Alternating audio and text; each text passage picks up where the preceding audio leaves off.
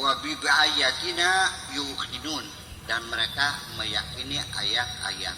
Nah, kadang-kadang orang itu sudah merasa bisa baca Quran, sudah bisa tafsir Al-Quran, tahu asbabun nuzulnya, tahu i'rabul Quran, tahu, dikiranya dia sudah paham dengan ayat-ayat Tuhan ini.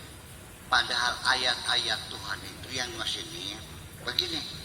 Kalau di dalam Al-Quran itu namanya ayat Qur'aniyah. Yang dimaksudkan oleh Allah meyakini ayat-ayat Tuhan itu adalah ayat-ayat kauniyah. Ya. Satu contohnya begini. Bahwa ayat-ayat itu hanya bisa dipahami oleh orang yang bisa berpikir dengan akal sehat, orang yang punya kecerdasan. Makanya di dalam ayat nikah saja, litaskunu ilaiha wa ja'ala bainakum mawaddatan wa rahmah, itu kalimatnya inna fi dzalika, sesungguhnya dalam urusan itu mawaddah sakinah rahmah itu min ayatihi, termasuk ayat-ayat Allah untuk siapa? Liqaumi yatafakkarun, untuk orang-orang yang mampu berpikir. Kalau baca Quran mah 3 bulan juga pakai metode qiraat itu juga bisa kok. Tapi memahami ayat-ayat Tuhan ini memerlukan waktu bertahun-tahun, sampai kadang-kadang umur 60 tahun setelah bergelar profesor, doktor, udah bertahun-tahun di laboratorium, ya kan?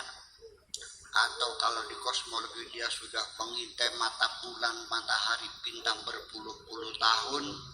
Atau kalau dia jurusan mikrobiologi ya pakai mikroskop, matanya melotot berpuluh-puluh tahun, dan baru dia yakin akan ayat-ayat Tuhan itu. Ya, ini maksud saya bahwa bagaimanapun tidak mungkin orang itu kalau tidak meyakini ayat-ayat Tuhan, artinya orang yang uneducated, orang yang tidak berpendidikan, yang nggak sekolah, mana mungkin menjadi orang karismatik, mana mungkin dia bakal menjadi top. Umat mau dibawa kemana? Nah sekarang yang lucu, orang-orang yang mengklaim dirinya paling benar sendiri, paling dapat hidayah, kadang-kadang sekolah juga enggak, SD enggak, SMP enggak. Betul enggak percaya? Rasanya aku yang paling pintar. Lah ya, orang-orang yang meyakini ayat-ayat Allah ini, berapa tahun kita meneliti mahabbah, mawaddah. Kemudian berapa puluh tahun kita mempelajari sakinah. Berapa puluh tahun kita mempelajari rahmah. Ini ayat-ayat 3 saja, itu memerlukan waktu yang panjang. Percaya? Jadi artinya bahwa ada orang-orang yang belum paham ayat-ayat Allah sudah keburu merasa dirinya sebagai pemimpin. Ini yang menjadi masalah.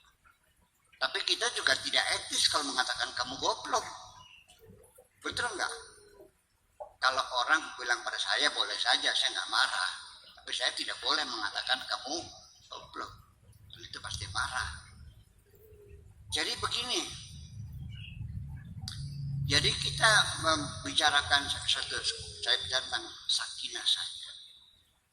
Orang selama ini membaca ayat Quran saja masih belum jelas, apalagi membaca ayat-ayat Tuhan yang ada di alam semesta ini, yang perlu teknologi canggih, perlu perlengkapan, perlu fasilitas, perlu dana, dan perlu kesabaran. Tanpa mereka sabar, tidak mungkin orang berpuluh-puluh tahun di dalam laboratorium. Percaya enggak? Orang Inggris, perempuan sendirian, mempelajari orangutan di Kalimantan sendirian. Ya, ikut makan daging mentah dengan mereka di tengah hutan untuk mencapai pengetahuan, untuk mempelajari ayat-ayat Tuhan ini.